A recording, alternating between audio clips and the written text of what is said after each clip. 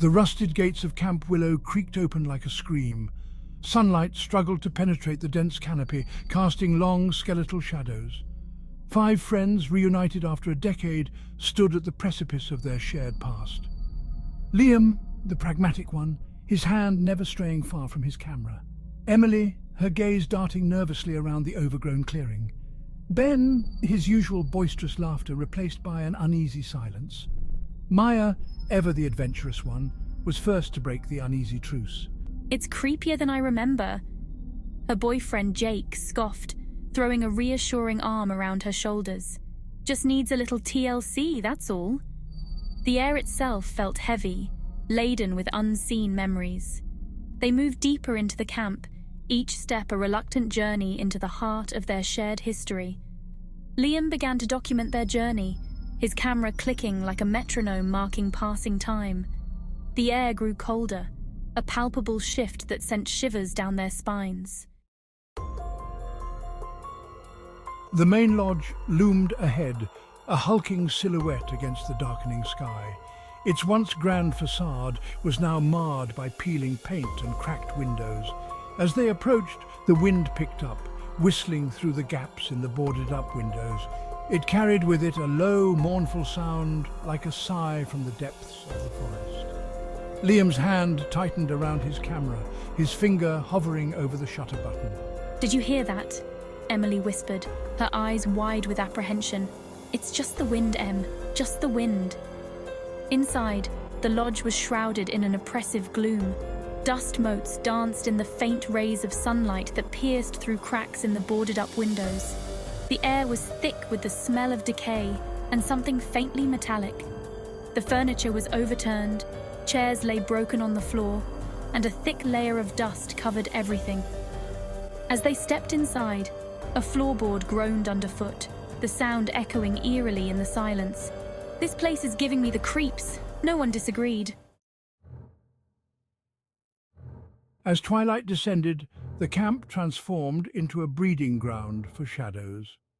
Liam, determined to document their increasingly unsettling experience, kept snapping photos.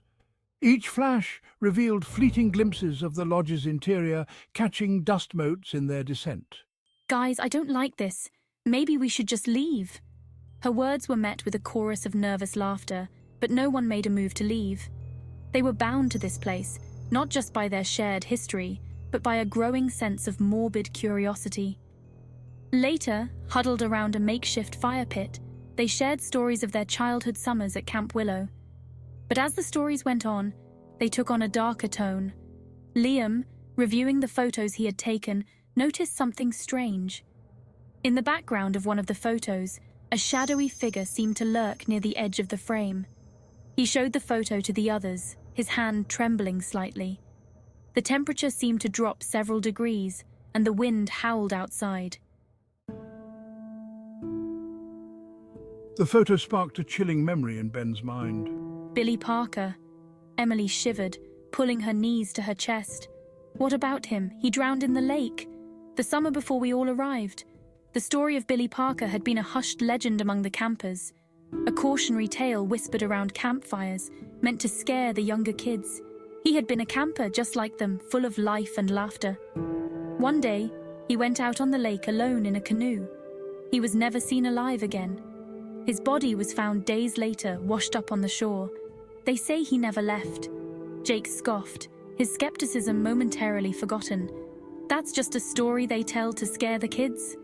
The wind howled outside, and the fire sputtered, sending sparks flying up into the darkness. Sleep offered little respite. Nightmares plagued them, filled with images of shadowy figures and the sound of splashing water. The next morning, driven by a shared sense of urgency, they decided to investigate the camp further. Liam, armed with his camera, insisted on documenting everything. They started with the cabin by the lake, the one where legend said Billy Parker had last been seen. It was a small, dilapidated structure, its wooden walls warped and weather-beaten. The windows were boarded up, but one had a hole in it, offering a glimpse inside. Peering through the hole, Emily gasped. "Oh my God." Inside the cabin, Scrawled on the wall in what looked like charcoal was a message: "He pushes you in."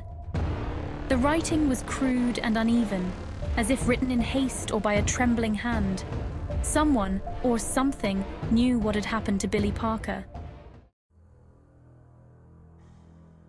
The discovery of the message in the cabin sent a wave of fear through the group. Emily was in tears, begging to leave. Even Jake, his skepticism shaken, couldn't deny the growing sense of dread. But Maya, ever the adventurer, saw an opportunity. "We need to contact him. We need to speak to Billy Parker and find out what happened." Liam, ever the pragmatist, was skeptical. "Maya, this is crazy. We don't know what we're dealing with here." But Maya was insistent. She gathered the group around an old, dust-covered Ouija board she had found in the attic of the main lodge.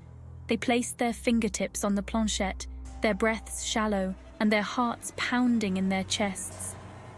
"Billy Parker, are you here?" The planchette remained still for a moment. Then, slowly, almost imperceptibly at first, it began to move. The planchette glided across the board, its movements jerky and uncertain at first. Then, gaining speed and purpose, it spelled out a message, one chilling word at a time. "Help me! He's here! He pushes you in!" The planchette spun wildly, then flew off the board, clattering to the floor. The candles flickered and died, plunging the lodge into darkness. Screams filled the air, echoing through the empty rooms. Panic seized them. They stumbled over each other in the darkness, desperate to escape the lodge. Liam, his camera forgotten, ran towards the front door, only to find it slammed shut. He rattled the handle, but it wouldn't budge. They were trapped. A blood-curdling scream pierced the darkness. "Emily!" Liam spun around, his heart pounding in his chest. He saw a flash of movement near the fireplace, a shadowy figure silhouetted against the faint light. He heard another scream, this one cut short, followed by a heavy thud. Then silence, a silence more terrifying than any scream. Terror lent Liam unexpected strength. He slammed against the main doors, finally bursting through into the storm-racked night. Rain lashed at him, blinding him, but he didn't care. He had to get help. The others, Maya and Jake, emerged from the lodge, their faces pale and drawn. They had seen what happened to Emily. They knew that whatever had taken her was still out there, lurking in the shadows. They didn't speak, didn't need to. They ran through the night, the sound of their own ragged breathing and the pounding of their hearts, the only soundtrack to their desperate flight. The rusted gates of Camp Willow loomed ahead, a beacon of hope in the darkness. They scrambled through, their clothes torn, their bodies battered. They didn't stop running until they reached the main road. The distant lights of civilization, a welcome sight. As they huddled together on the side of the road, rain-soaked and shivering, they knew that they had escaped with their lives. But they also knew that they would never be the same. The following days were a blur. The police searched Camp Willow, but they found no trace of Emily, no explanation for her disappearance. The official report concluded that she had panicked and run off into the woods during the storm. A tragic accident, case closed. Liam, Maya and Jake knew better. They had seen the look on Emily's face, the terror in her eyes, moments before she was taken. They knew that something sinister had happened at Camp Willow, something that defied rational explanation, but they couldn't prove it. Liam couldn't bring himself to develop the photos from that night. He knew that somewhere in those undeveloped rolls of film lay a clue, a glimpse into the darkness that had claimed Emily. But he was too afraid to look, afraid of what he might find. Maya, once so adventurous, was now withdrawn and fearful. Weeks later, a package arrived at Liam's doorstep. It was a plain brown box with no return address, just his name and address scrawled on the front in unfamiliar handwriting. Inside he found a single item, his camera. He hadn't seen it since that night, since he had dropped it in his desperate flight from the lodge. He picked it up, his fingers trembling slightly. It felt cold to the touch, as if it had been submerged in ice water. Hesitantly, he turned it on. The camera whirred to life, its red light blinking ominously in the darkness. He scrolled through the photos, his heart pounding in his chest. Most of the images were blurry, distorted, as if taken in a state of panic. But there, at the end of the roll, was a single clear photo. It was a photo of Emily, her face contorted in terror, her eyes wide with a fear that seemed to reach out from the image and grab him by the throat. And behind her, a shadowy figure, its features obscured by darkness, but its malevolent intent clear. Below the photo, scrawled on the inside of the box in the same unfamiliar handwriting, was a single chilling message. "He's coming for you next."